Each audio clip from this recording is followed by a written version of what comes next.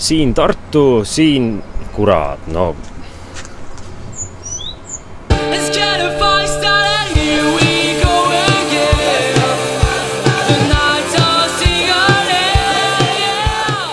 Siin Tartu, siin toetan.tammekat.eu telesaade.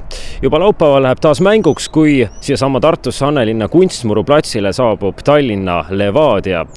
Tähtsa liigamängu eel oleme võtnud ühendust oma Tallinna reporteriga ja neil hetkedel peaks olema meil telesilt Tallinnaga.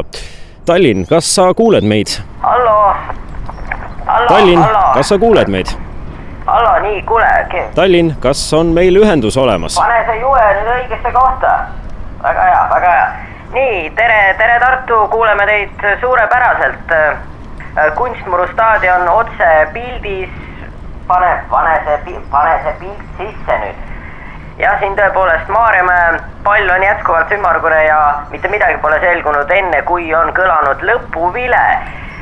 Tahaksin siinkohal tervitada kõiki vutihuvilisi Tartus, tahaksin tervitada ka oma uusi sõpru, kelle ma leidsin viimati Savoodi nimelist kõrtsi külastades. Ma küll ei mäleta teie nimesid, aga ma tegelikult ei mäleta üldse suurt midagi, aga oli vist tore. Selge see, väga hea meel kuulda, Maarjamäe.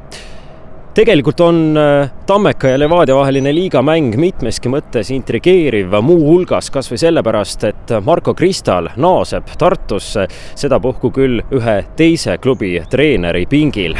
No mis ta nüüd nii intrigeerib ikka, ega see pink on Levadias sama kõva kui Tartus, aga lükka see juhe nüüd sisse.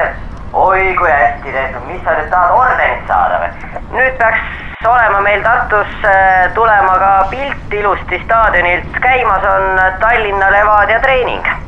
No küllap huvitab vutihuvilisi nii siin kui sealpool.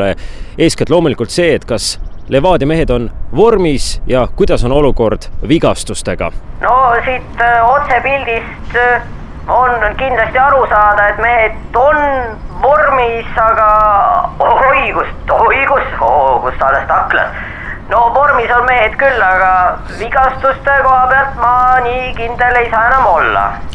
Kas nüüd Maarjamäelt tulevast pildist, mida meie küll siin paraku Tartus otse ei näe, kas nüüd sellest pildist võib midagi aimata ka Levadia mängu joonise ja taktika kohta?